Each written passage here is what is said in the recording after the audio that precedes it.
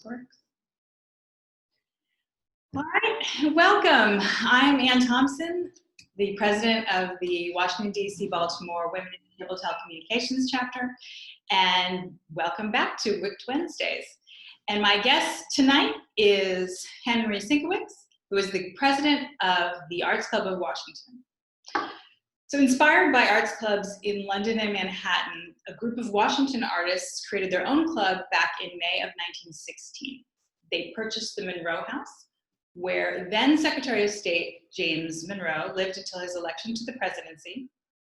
From early on, the Arts Club welcomed a broad array of professionals, industrialists, philanthropists, scientists, and political activists, and quickly became a favorite destination for visiting New York and Hollywood luminaries, including D.W. Griffith, Claudette Colbert, F. Scott Fitzgerald, and Tallulah Bankhead. And Henry, as I said, is the current president of the Arts Club of Washington. He is an award-winning technologist and best-selling author who focuses on the intersection of life and technology. Thank you very much for joining me, Henry. Well, Annie, thank you very much. You're as a member of the club and part of the whole community. It's just so great to be able to have this intersection between different organizations and interests. And as Annie said, the Arts Club of Washington is sort of a unique place in the district. Founded in 1916, we just had our centennial, and uniquely we had ladies and men as equal members from the beginning. So we've been a very inclusive community. The house actually has a few names to it. It has the name of the James Monroe House, where James and Elizabeth Monroe lived for the first 6 months of his presidency. So we, like some of the other houses, are a former presidential site. It's also known as the Cleveland Abbey House, and Cleveland Abbey was the first weatherman for the nation, the founder of the National Weather Service. And so it's really the same property that was the founding of the Monroe Doctrine, as well as the founding of data-driven weather forecasting. So it really is a unique place. It's also unique because we put on a large number of events. We put on, in a normal season, about 140 events over the course of the year. And for a 300-person, $1.3 million a year organization, that is fairly, we're hitting pretty high above our normal weight class. You see this in the background. This is our lobby. It's the foyer that you see as soon as you walk into the Monroe House. It's done in the Federalist style, beautiful Federalist piece. One of our fireplaces was done by the craftsman who did the fireplaces in the original White House.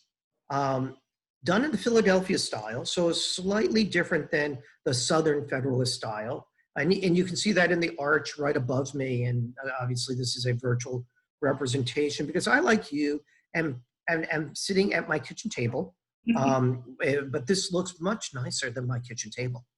But it has been, Annie and I were talking about this, and I think she'll be there for dinner tomorrow night. We've had to do some heavy pivots during this time. We had thought about doing additional online and hybrid programming, but the last 6 months have really pushed us and the community much faster and further than we thought was going to be possible. In the heart of the Arts Club, though, are our committees. And we're very much a volunteer organization. I'm a volunteer. We have about 8 full-time staff members. And it's the committees, the members themselves, that really drive programming. And I've just been incredibly fortunate that my programming chair has moved into this space and has helped us a great deal. Our social media person, who's a part-time person, has been aggressive. But my literary committee and my literature committee, and they're slightly different for us, have been absolutely phenomenal.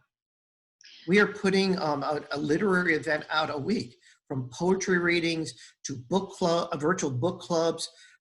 We had Sean Potter, who's a local author, recently give a book talk on his brand new biography of Cleveland Abbey, the first one that's been written in 50 years, and it was great. And we are having a portrait commissioned of Abbey. So when things settle down, Sean will come back. He will give another little talk for us as we dedicate the portrait.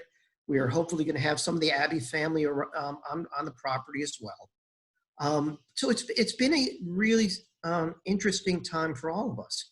I mean, on the side, you see a couple of little visual indicators, and I think the first one on the top is the lights have stayed on, and it's an old theater adage where you keep the lights on so that you know people are going to come back, and we've kept the lights on.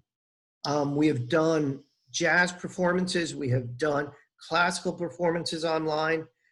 We've started a partnership last year with the Keyboard Charitable Trust from London, and we've done co-branded live streams with them. So our lights have stayed on. Our visual galleries, and we have 4 operational galleries in the space. My member visual artists have been really, really generous with their time and their works. And so the whole house is full of brand new art. And then we'll keep the show up for the rest of the year. We've also made sure, and that's James, a little bobblehead of James Monroe with the mask on. And the tagline we have is that you've got to keep your mask on in the house, and you've got to keep one James Monroe apart, because James Monroe was 6 feet tall. And we've made sure that the house is sanitized, which is really fascinating for a 200-plus-year-old property. We've put in brand new air handlers. So we have MERV 13 hospital-grade air handlers in a historic property. And we keep social distancing. At our theater that fits 110, we have capacity at 30. And so it's just been a fascinating pivot for all of us. I mean, just like every other arts organization, we're just been fortunate that our members have been really, really loyal and have stepped up to help us. Yeah, the programming is something that I specifically wanted to ask about, because I know that I've seen programs like you mentioned that were partnered with outside organizations. Yeah. The Arts Club is part of a worldwide network of arts clubs. And I wondered if, as a result of the pandemic, if there's been any kind of coordination between the various arts clubs, or if that was happening already. I wish it was more. We've had some limited coordination. The National Arts Club and we share information back and forth amongst our members. The Philadelphia Arts Club is starting to come back in, and we've just been doing some additional coordination. We've had a number of members from our reciprocal clubs staying with us. The Arts Club has 2 guest rooms that we allow our members and their guests and other clubs members to use. But the amount of coordination and programming has not been as aggressive as I would have thought. But part of it is also that each of these clubs has very different focus. I mean, the Providence Arts Club has a membership of about 400 individuals. And over half of them are visual artists, painters. Of the 300 in the Arts Club, we have about 50 who are painters. So the focus of the Providence Arts Club is very different than the Arts Club of Washington. And as I said, the National Arts Club has 1,600, the National Arts Club in New York has 1,600 members. And so they have a slightly different demographic than we do. I mean, they actually pull in a lot of people from Broadway, so. Right. So, yeah. The variation of programs that we put on at the club is really quite impressive. And is it the Trevick Prize, the literary prize? Am I pronouncing it correctly? No. So our programming is just incredibly extensive. This Friday we will restart our Friday noon concerts, and those are classical. Dr. Greg Miller from the University of Maryland, who's one of the members, coordinates that for us. And I think this will be performance number 850 or so. So we've been doing them for a few years, and they are free and open to the public. We do a literary award every year, and it's called the Marfield Prize. And it's for writing, it's a national award for writing about the arts. After the Pulitzer, it's the second largest dollar prize for writing in the nation. It's a $10,000 prize. The criteria is that it has to be about the arts in any manner, shape, or form. But as importantly, it has to be an approachable work. So if you send us a PhD thesis, unlikely that you will be selected. If you are an academic writer, it is highly unlikely. And Susan Orlean, the library, about the burning of the Los Angeles Library was our winner last year. And Susan came, gave us a number of talks. The other unique aspect of the Marfield Prize is that it's very much community driven. And this year's gonna be a little bit different. We have an online library management system for our permanent collection. And we're going to be using that for the pickups for the Marfield Prize this year. And Annie, look for it in the November timeframe. The first round of readers is from the general public. And much like with the Hunger Games, the odds may never be in your favor. If your book is not selected by 3 readers, it is highly unlikely that you'll be a winner. And again, the quality of the books is all over the place, but we've been very fortunate. The team has been, has stayed with us, and the literary administrator is continuing to do that. Actually, Lawrence and I were going back and forth for a few hours this morning about how we're setting up the book pickups, so. Yeah, the community is one of the pieces about the club that I love.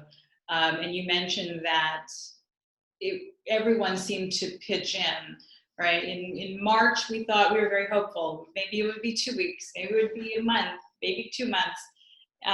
But by mid-April, the Arts Club had really pivoted quite quickly to putting everything in a virtual format, hashtag Arts Club at Home, and really putting out wonderful, wonderful programs. Yeah. It sounds like it really wasn't difficult to do that at all.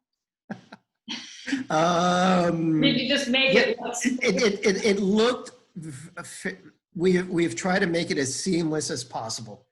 As I said, we had already started exploring some of this, and we've been trying to position the club for delivery, because it's the arts. While we're in a beautiful historic property, the arts isn't static. Our galleries are not museum galleries. They're living artist galleries. And galleries come in many shapes and forms. You can have a community-based art gallery. You can have a museum gallery. You can have a commercial gallery. We're sort of an anomaly. We do a national call for entries. And the artists are almost always living artists, because the club is about the future of the arts, not just the history in the past.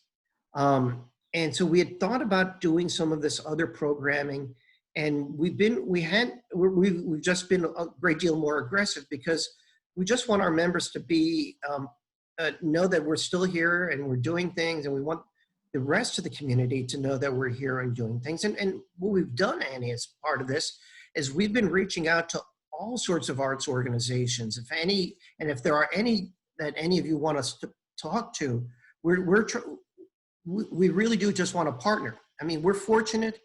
We own our properties. We don't have a mortgage. We've got to keep the lights on and the staff employed.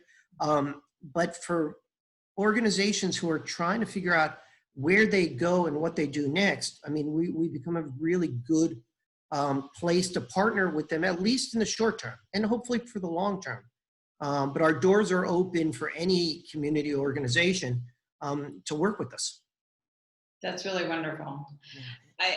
One of the other things that I was curious about is if you're putting more content online, and if that's really opened up a different group of people who really a larger audience, a younger audience perhaps, who may not have been as familiar with the club. We're hoping so.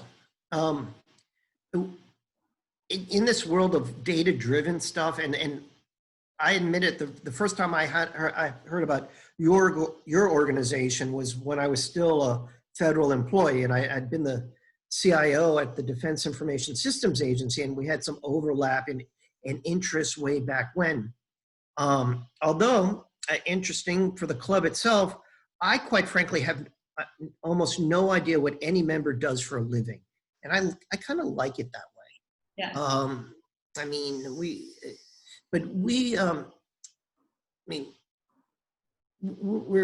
we're just trying to figure out how to get the content out the door first, and then we're going to go back and figure out the metrics behind it. So, as opposed to my normal data-driven approach or Cleveland Abbey's data-driven weather forecasting, we're not looking as much at the data as we probably should be. Yeah. I will say for some of the artists who have been working with us and receiving donations through the online programming, they have done actually financially very well. So that if finances for being able to pay artists is a metric, that has been actually relatively successful. Wonderful. I mean, and amazingly enough, we have been selling art from the walls during this period too. So it's been kind of refreshing. As Annie knows, I mean, we have a big garden in the back, and so I mean, we're able to do a mix of programming inside to a limited degree, outside preferably. We started a civics film series as a sort of a reaction to what's going on in the political climate. Last night we showed All the President's Men. And Todd Clark, who's a Emmy-winning producer, has been hosting those events for us. And it's been good. It's that we have a panel discussion at the beginning, the movie, some light drinks and food as part of it. And it's, again, free and open to the public, because I think that's what we think as part of our role is right now. I will say in a few weeks, we are doing a members dinner, and it will be an immersive dance and opera for Ruth Gator Justice Ginsburg, who loved coming to our house. I mean, she was a regular attendee at events, and one of our members, Dana Tai Song Burgess, who's a choreographer in residence at the Smithsonian, he is putting on an immersive dance performance for us in the garden. And I think we were talking about what's going on in the fall. I think we may be trying to do an immersive nutcracker throughout the house and the property for the holiday dinner. So wonderful. Yeah. That's actually was going to be my next question. Before I open it up to see if anyone has any questions for you, what can we look forward to fall, winter? So wonderful immersive dance. Yeah, I think we're going to be, I mean, Dr. Miller and I were going back and forth through email this morning about finding additional artists to perform for the Friday noon concert. And I think they all have the same concerns that we do about making sure everything is safe. And so I've assured him, and we are going to make sure that we're able to do our Friday noon concerts, which are classical performances. On the 5th, we're doing an online from the club itself, from our theater. And it's Burnett Thompson, and Burnett is a member, and it runs our Jazz at the Arts Club, Piano Jazz at the Arts Club series. And Burnett also does the Jazz on Jackson for the White House Historic Association. And so we were doing a jazz performance on Monday night, live streamed from the club. And live streaming is always a high wire act, so this will be fun. I mean, just because it's online doesn't mean you still don't get nervous. We are looking at some other immersive, some other light art that we're trying, we're putting together. If we do a Cleveland Abbey talk, we have a whole light show that goes along with that talk. We are adding additional sculpture in the back garden, and so John Russo, who is a local a local sculptor is going to be showing about 6 pieces in the back garden, and so that it will look even nicer than it does now. Literary events, as I said, about once a week. So yeah, we're trying a whole assortment of things just to see what members want, because again, a lot of this is member driven. One of the things you probably won't see, you probably will not see full gallery openings again, at least until we're well into phase 3. No, sorry, it's just cramming 140 people into our house to go wander around shoulder to shoulder looking at art is just not a healthy place to be. You probably will not see vocalists. Last year for our opening dinner, we were very fortunate to have Alexandria Shiner and Hunter Enoch, who were the 2 of the Domingo Fellows at that point in time, on the stage. That type of performance probably won't happen until we're into a much safer space. Because I think you'd asked me how I would describe some of our performances, and we are probably the most intimate venue in Washington, DC. We have 2 Steinway A3s, so slightly smaller than the concert grand pianos. They're a mid-size that Steinway stopped making in the 1930s. And so we have 2 of them, one in our theater and then one in the parlor where the Monroes held their first inaugural reception. Those spaces are generally very close up and personal. The way I describe it, especially if we're doing opera, is that everyone is almost well within spitting distance of the performers. And that used to be something you would aspire to. I mean, the front few rows of an opera, you're right there, close up and personal. Yet those are now bad things. We have a member who works for the FDA, and she just shakes, she's still just shaking her head whenever I mention that one. So yeah, I mean, so we're just going to be careful on what we do. Yeah. But we've got the space, we've got, again, interesting space to be able to use, and we're just going to try to position it in different ways. And part of the pivot too, though, and you had sort of asked me about this, is what else are we doing? And we're taking a little bit of time to plan out where we're going to be. I mean, this has shaken us and every arts organization to the core. And what we have found is that our core, which is our membership, our community, is incredibly strong and incredibly loyal. And that is something that no organization knows what to expect. The members have just completely and totally exceeded every expectation that I had. It's been really, really a wonderful experience. And so we're doing a lot of renovations. I mean, the whole entry level is now ADA accessible. We're finding craftsmen to redo plaster work that needs to be redone. We're going through a whole strategic planning process that we'll talk to the members most likely in our March membership meeting. We will not have it ready for our October meeting, but we will have a whole plan laid out to say, hey, this is who we think we are, and we think this is what you think we need to be. So, yeah. That sounds great. Yeah, looking forward to that. So let me turn it over to our other guests. Does anyone have any questions for Henry? Hey, Anne, I'd like to jump in. Thank you. Henry, my name is Rob Stoddard. It's so nice to meet you. And I want to thank you and Anne very much for shining a light on what you guys are doing. I'm a longtime resident of Bethesda, but haven't tracked the activities of the club, so I'm thrilled to know about this. I assume I can find, for starters, more information online if I wanted to follow up. Yes, I'll be posting all the relevant links to the YouTube channel, absolutely. And we have a very extensive website. And if you sign up for our email list, we send out one thing a week, almost never more than one. And it's actually full of information about stuff that is actually happening in the club. So That's great. Well, I'm also thrilled to know about you personally. You're clearly in a league of your own. I don't know many former CIOs who are so engaged in the arts. It's a very, I'm sure it's not the first time someone's observed a great mixture of right brain and left brain, right? So congratulations on that. I'm so happy to hear that the club is doing well.